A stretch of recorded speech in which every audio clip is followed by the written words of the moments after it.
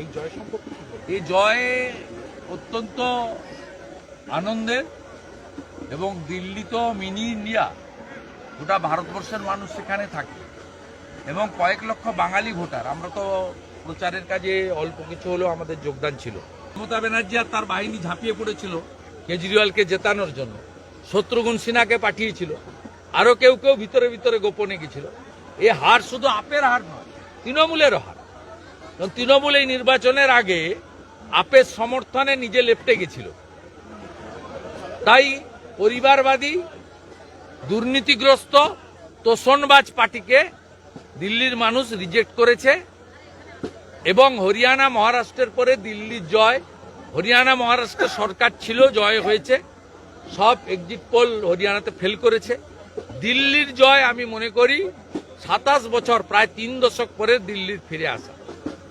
একমাত্র কারণ হচ্ছে দেশের যশস্বী প্রধানমন্ত্রী নরেন্দ্র মোদী, তার ক্যারিশমা, তার উন্নয়ন, তার প্রতি ভারতীয়দের যে আস্থা, তার প্রকাশ। আর যে হিন্দু সনাতনীরা ভোট দিতে বেরোতো না, তারা মহারাষ্ট্র নির্বাচন থেকে বিপদ বুঝে তারা ভোট দিতে বেরোচ্ছেন। সেই কারণে এই জয় সুনিশ্চিত হয়েছে। মহারাষ্ট্রে 19 সালে 61% ভোট ছিল, এবারে 66.5 হয়েছে। ঠিক একইভাবে 8 থেকে 10% ভোট বেড়েছে দিল্লিতে পোলিংয়ে। বাড়ি থেকে বেরিয়ে ভোট দিয়েছেন হিন্দুরা, সনাতনীরা, সঙ্গে সর্দারজিরা, তারা আমাদের সব ভোট দিয়েছেন। পূর্বাঞ্চলী ভোটার, ইউপির ইস্টার্ন জোন, বিহার, ঝাড়খণ্ড, পশ্চিমবঙ্গ এবং উড়িষ্যা, 29টা বিধানসভা কেন্দ্রে আমরা এই পূর্বাঞ্চলীয় ভোটাররা মেজরিটি ছিল। এই 29টার মধ্যে 20টাতেই ভারতীয় জনতা পার্টি জিতেছে। দিল্লি কা জিত হামারি হ্যায়, 26 মে বঙ্গাল কি বারি হ্যায়। আপনি বিহারে তো সাফ হয়ে যাবে, ও তো ঝড়ে উড়ে চলে যাবে। আপনি দিল্লিতে যে এলাকাগুলোতে সেখানে প্রচার করেছিলেন, দেখা গেছে অধিকাংশ ক্ষেত্রে সেখানে আপ হেরেছে এবং বিজেপিও জিতেছে। বাঙালিদের কনসলিডেট করার কাজটাতে পার্টি দায়িত্ব দিয়েছিল। বাঙালি বুথগুলো থেকেও আমি হিসাব নিয়ে নিয়েছি। নজফগড়, নীলম পাহেলবান, গোন্ডা, অজয় মহাবীর, গ্রেটার কৈলাস, সিয়ার পার্ক, শিখা রয় সহ বাঙালি বুথগুলোতে ব্যাপকভাবে আমরা জিতেছি। করলবাগেও ফাইট চলছে, কিন্তু আমরা খানিকটা পিছিয়ে আছি। অতএব দিল্লির বাঙালি ভোটাররা পশ্চিমবঙ্গের দুর্দশা দেখে, পশ্চিমবঙ্গে বেকারদের যে কঠিন দুরাবস্থা, আরজি করের ঘটনায় মহিলাদের চোখের জল, দিল্লির বাঙালিরা সুদে আসলে তার প্রতিশোধ নিয়েছে। দিল্লিকে এবার টার্গেট বাংলা, কেননা সেখানে যেরকম বিহারে তো ঝড়ে জিতবো, আসাম তো জিতেই আছে 26-এ। নিশ্চিতভাবে আমাদের একমাত্র লক্ষ্য পশ্চিমবঙ্গ। দিল্লিতে ফ্রি ফ্রি ফ্রি, আজকে দিল্লির লোক তার উত্তর দিয়ে দিয়েছে, ধাপ্পাবাজ ফেরেববাজ, ধাপ্পাবাজ ফেরেববাজ, Kejriwal bye bye bye bye. এই নির্লজ্জ দোকান কাটা তৃণমূল কেজরিওয়ালকে সমর্থন করে তাদের পার্টির নেতা শত্রুঘ্ন সিনহাকে প্রচারে পাঠিয়েছিল।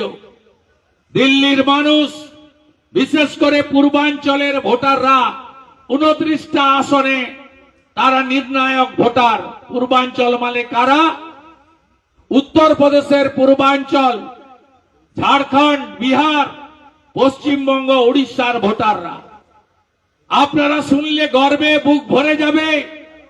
29টা পূর্বাঞ্চলের ভোটারদের সিটের 20টাতে বিজেপিকে ভোট দিয়েছে লোক। আমরাও প্রচারে গেছি বাঙালি এলাকাতে। সেই হরিয়ানার বর্ডার নজফগড় দেখে নেবেন লিস্টে, নীলম পাহেলবান কত ভোটে জিতেছে। সব বাঙালি মতুয়া থাকে, দল বেনে মা কালীর ভক্ত, সব ভোট দিয়েছে ভারতীয় জনতা পার্টির পদ্ম ফুলে। বাঙালি অধ্যুষিত সিয়ার পার্ক, গ্রেটার কৈলাস, শ্রীমতী শিখা রায় আমাদের প্রার্থী জিতেছে, বাঙালিরা ভোট দিয়েছে। উত্তরপ্রদেশের সাহারানপুরের বর্ডার গোন্ডা, অজয় মহাবীর হাজার হাজার ভোটে জিতেছে, সেখানেও বিরাট কালী মন্দির, 15,000 বাঙালি ভোটার, 14,000 ভোট দিতে গেছে, 14,000 ভোটই পদ্ম ফুলে ভোট দিয়ে তারা বলে দিয়েছে আর উদ্বাস্ত হব না, নরেন্দ্র মোদীজিকে ছাড়বো না। এই কাজ আমাদের এই বাংলাতেও করতে হবে। 46 দাঁড়ালো না বেশি দাঁড়ালো? 48 তো দেখলাম একবার।